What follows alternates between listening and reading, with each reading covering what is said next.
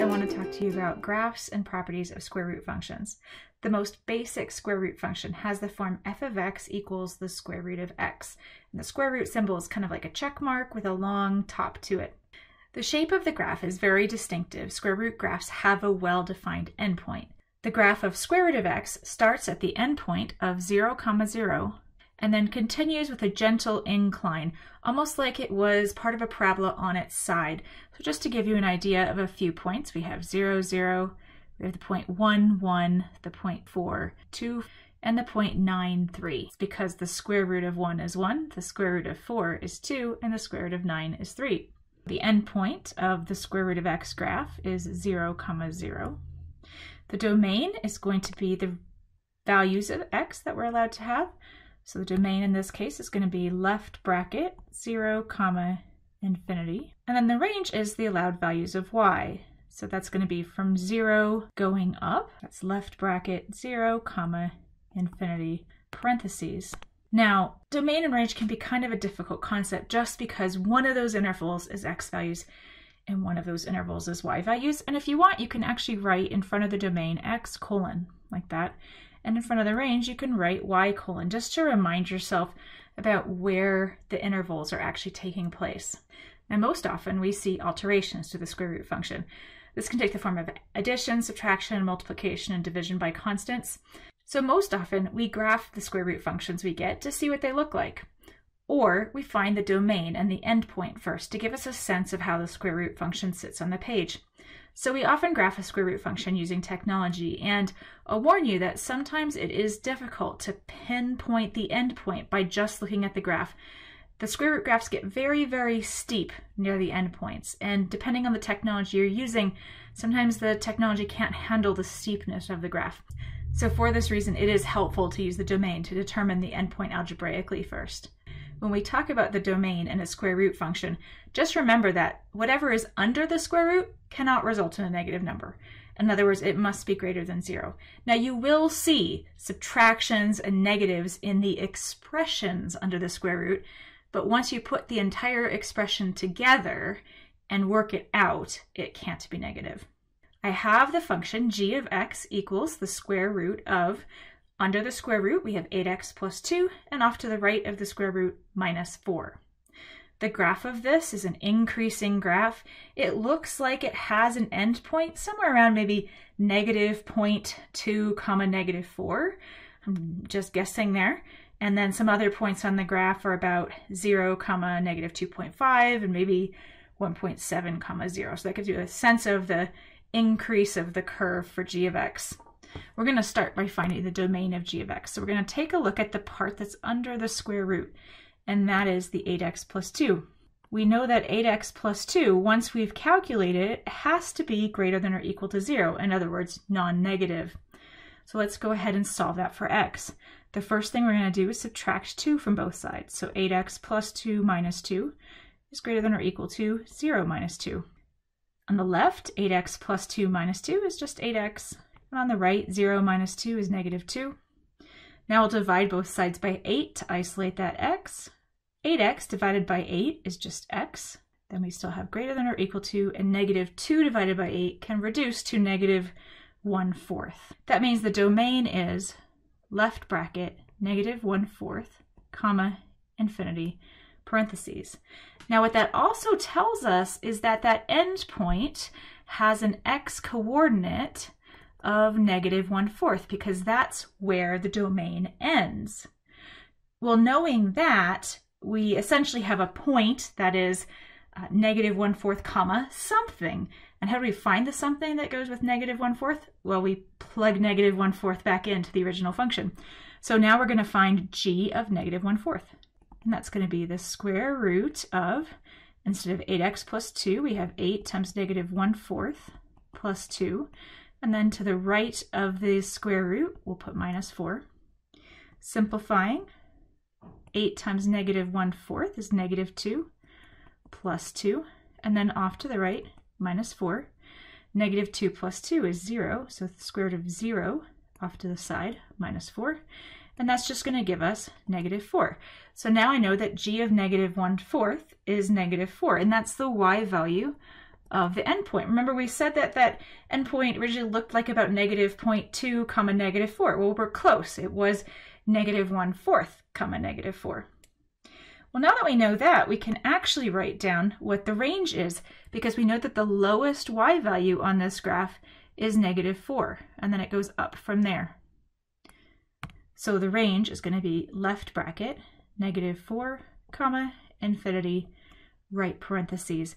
And again, if it helps, you can write a y colon in front of that just to remind yourself that that isn't an x interval. Our next task is to sketch a graph of a square root function. The function we're going to look at is h of x equals negative 0.21 times the square root of, and then under the square root, x plus 3.4, and then out of the square root to the right, plus 5.2. And we're also going to label its important features. And by important features, I mean things like x-intercepts, y-intercepts, maximums, minimums, endpoints, places where the graph turns. Those are the important features of any graph. If you have any of those, label them. You should always do that. That's kind of a best practice. So let's go take a look at Desmos and see what we can find out about this graph. Here in Desmos, I have the graph of h of x equals negative 0.21 times the square root of x plus 3.4, and then out of the square root plus 5.2. We can see that it's a decreasing graph. Its endpoint is somewhere around maybe negative 3.5, comma 5.1 or 5.2. And then it's a very slow decrease on here. So for example, the y-intercept is maybe like 0, comma 4.8 and very slowly decreasing. It almost looks like a straight line, but you can see the curve just a little bit on the left-hand side. All right, but we're looking for important features, right? On this graph, which is the same view as what you have on your page, negative 10 to 10 on the x-axis and negative 5 to 10 on the y-axis, there is a y-intercept, and it is at 0, comma 4.813. Let's go ahead and graph that. 0, comma 4.813, almost up to the 5. And then we also have an endpoint. Now here's where if you touch the endpoint, you're going to see it, but if you let go, that endpoint is going to go away. And that's because it's not an x-intercept or a y-intercept, so it doesn't like stay on the screen. But you can, if you touch it very carefully, get it. Just be careful not to slide your pen anywhere but the end, because you can see it changes if you do that. So make sure you have kind of crashed up against the end of the graph. And here we see that it's negative 3.4, comma 5.2. Now, if you look at the original function, you'll see a 3.4 and a 5.2 in there. The 3.4 is under the square root and the 5.2 is off to the side. So that should give you a little bit of comfortability about what you just found. We'll see why that's the case a little later. Let's go ahead and plot the endpoint. So negative 3.4 and 5.2 puts us on the coordinate plane around there. I'm going to label that. And those are the two important points I have on this graph. Remember, it's kind of a flatter looking curve here. And so there's a sketch of it, and we have the important features labeled. Now, if I wanted to, I could write a domain and range for this, but I'm going to do that just for practice here. The domain, which is the x interval, is going to be from negative 3.4 with a left bracket on that to infinity with the parentheses. And the range, which is a y interval, the high point is going to be 5.2. So it's going to start with negative infinity and go up to 5.2 with a bracket, because we're looking at the values that are lower than 5.2. All right, now I have a problem for you to try. So I want you to try to find 8 properties of f of x equals 2 times the square root of, under the square root, 4 minus x, and then out of the square root to the right, plus 3. Go ahead and give that a try. You know a lot of properties now, so I have high hopes for you.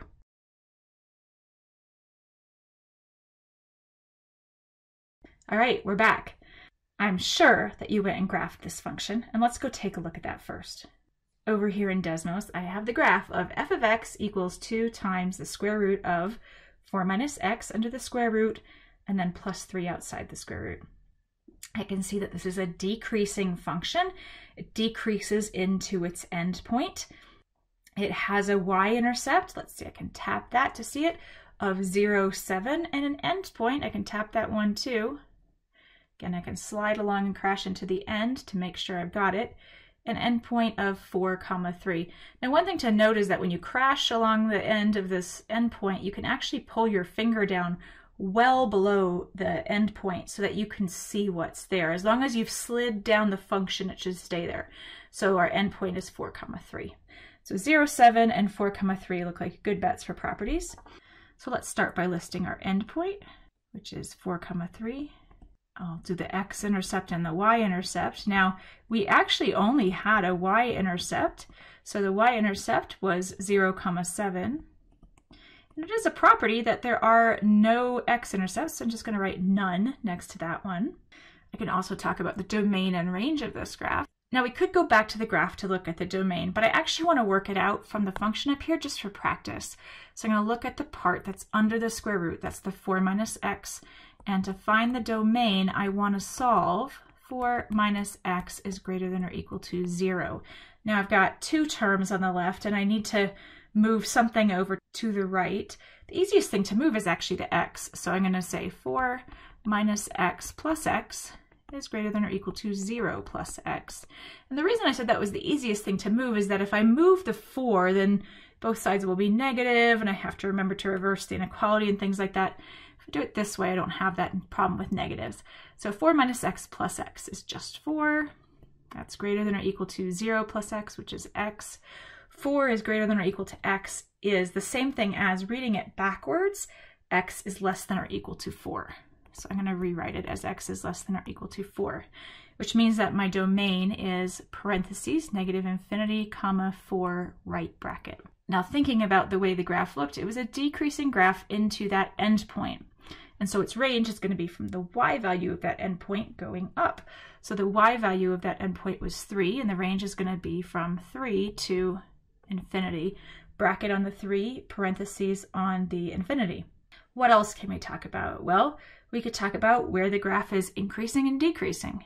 Now, if we move from left to right on this graph, we're always going downhill, which means that we're always decreasing. So next to increasing, I'm going to write never. And next to decreasing, I can't really say all real numbers because the domain doesn't actually cover all real numbers. And I can't use the endpoint of 4 because we never really know whether a graph is increasing or decreasing at its endpoints. So in this case, I'm going to say that it's decreasing from negative infinity to 4 with the parentheses on the 4. All right, now I need one more property. And what else can I say about this? Well, in the original problem, I just was asked to write 8 properties of f of x. And one of the properties of f of x is that it's a function. So certainly I can write that f of x is a function. In other words, it passes the vertical line test. Just a quick recap. A square root of x graph is going to have an endpoint. Make sure you look for it. And then to find the domain, you need to look at what's under the square root and make it greater than or equal to 0. When you finish solving that inequality, you're going to find the end of the domain. And that value is the x value of the endpoint. To find the y value of the endpoint, all you need to do is plug that x coordinate back into the function. And when you're finished with evaluating that, you'll find the y value of that endpoint.